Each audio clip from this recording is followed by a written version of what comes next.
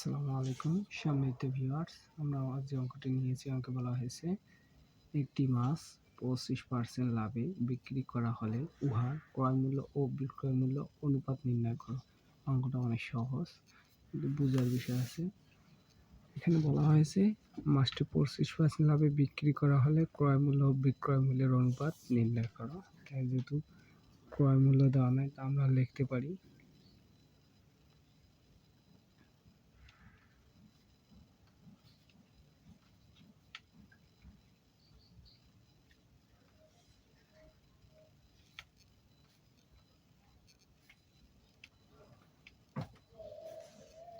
আমরা লিখলাম, মনে করি ক্রয় মূল্য 100 টাকা।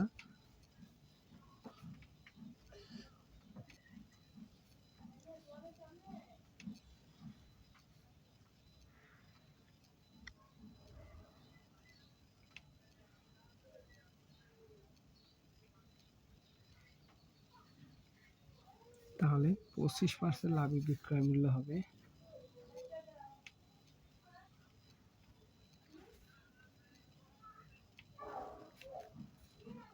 ক্রয় মূল্য 100 টাকা হলে বিক্রয় মূল্য 25% লাভ। তাহলে 100 যোগ 25 তাহলে সমান দাঁড়াইলো 125 টাকা। এখন আমাদের বলা হয়েছে ক্রয় মূল্য ও বিক্রয় মূল্যের অনুপাত নির্ণয় করতে। তাহলে আমরা কি করবো? ক্রয় মূল্য বিক্রয় মূল্যের অনুপাত নির্ণয় করবো। যেহেতু এখন আমরা ক্রয় মূল্য পাইছি, বিক্রয় মূল্য পাইছি, এখন আমরা অনুপাত নির্ণয় করবো। তাহলে আমরা এখন লিখতে পারি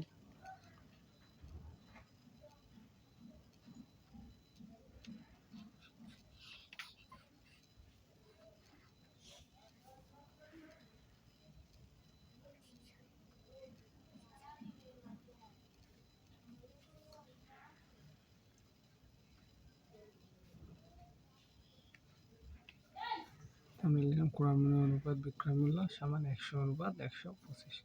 আমরা উভয় পাশে কি করবো? 4 পজিশন 100, 5 পজিশন 125, 25 দ্বারা ভাগ করবো। তাহলে আমাকে দাঁড়িয়েছে 4 পজিশন 100, 5 পজিশন 125। তাহলে আমাকে উত্তর দাঁড়াইলো এটাই, 4 অনুপাত 5।